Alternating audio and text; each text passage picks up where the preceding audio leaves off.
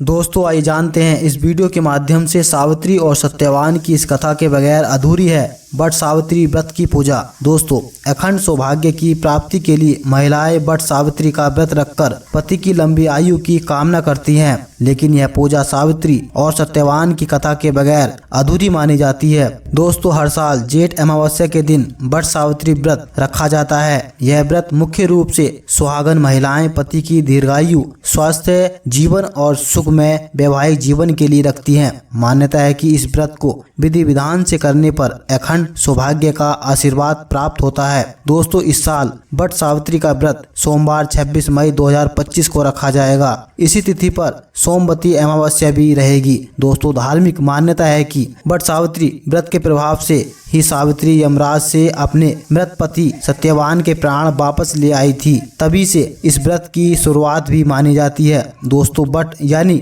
बरगद वृक्ष के नीचे ही यमराज ने सावित्री के मृत पति सत्यवान के प्राण वापस किए थे। यही कारण है कि इस दिन महिलाएं बरगद वृक्ष के नीचे एकत्रित होकर पूजा पाठ करती हैं, पेड़ की परिक्रमा करती हैं और कच्चा सूत बांधती हैं। इसी के साथ महिलाएं वट सावित्री व्रत की कथा सुनती हैं और सुनाती हैं। इस व्रत कथा के बिना वट सावित्री की पूजा अधूरी मानी जाती है। दोस्तों इसीलिए पूजा में आप भी यह कथा जरूर पढ़ें या इसका श्रवण करें। दोस्तों आइए जानते हैं वट सावित्री व्रत कथा। वट सावित्री से जुड़ी पौराणिक कथा के अनुसार राजश्री अश्वपति की एक कन्या थी जिसका नाम सावित्री था। सावित्री का विवाह वनवासी राजा धूमसेन के पुत्र सत्यवान से तय हुआ। नारद जी ने सावित्री को बता दिया था कि सत्यवान अल्पायु है, लेकिन सावित्री विवाह का निर्णय कर चुकी थी और सच जानने के बाद भी उसने अपना निर्णय नहीं बदला। दोस्तों सावित्री ने समस्त राज वैभव का त्याग कर सत्यवान से विवाह किया।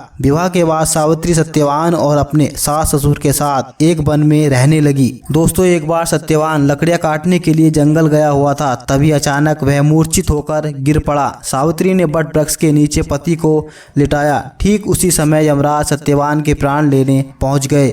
जैसे यमराज सत्यवान को लेकर जाने लगे, सावित्री यमराज के पीछे पीछे जाने लगी। यमराज ने कहा, हे पतिव्रता नारी, पृथ्वी पर तुम्हारा साथ अपने पति के साथ यही तक था, तुम अब वापस लौट जाओ। लेकिन सावित्री नहीं मानी और उसने यमराज से कहा कि जहाँ मेरे पति रहेंगे मुझे भी वहीं रहना है और यही मेरा पत्नी धर्म है। यमराज के बहुत मना करने पर भी सावित्री नहीं मानी। अंत में यमराज ने सावित्री से कहा कि मैं तुम्हारे पति के प्राण वापिस तो नहीं कर सकता, लेकिन तुम मुझसे 3 वरदान मांग सकती हो। तीनों वरदानों में सावित्री ने पहले वरदान में अपने नेत्रहीन सास ससुर की नेत्र ज्योति मांगी, दूसरे वरदान में उनका खोया राजपाट मांगा और तीसरे वरदान में उसने 100 पुत्रों की मां बनने का वर मांग लिया। तीनों वरदान सुनने के बाद यमराज ने तथास्तु कह दिया और सत्यवान को लेकर आगे बढ़ने लगे। तभी सावित्री ने यमराज को रोकते हुए कहा, प्रभु मैं एक पतिव्रता पत्नी हूँ और आपने मुझे 100 पुत्रों की माँ होने का आशीर्वाद दिया है। यह सुनकर यमराज को आखिरकार सत्यवान के प्राण वापस करने पड़े। सावित्री तुरंत दौड़कर वट वृक्ष के पास गई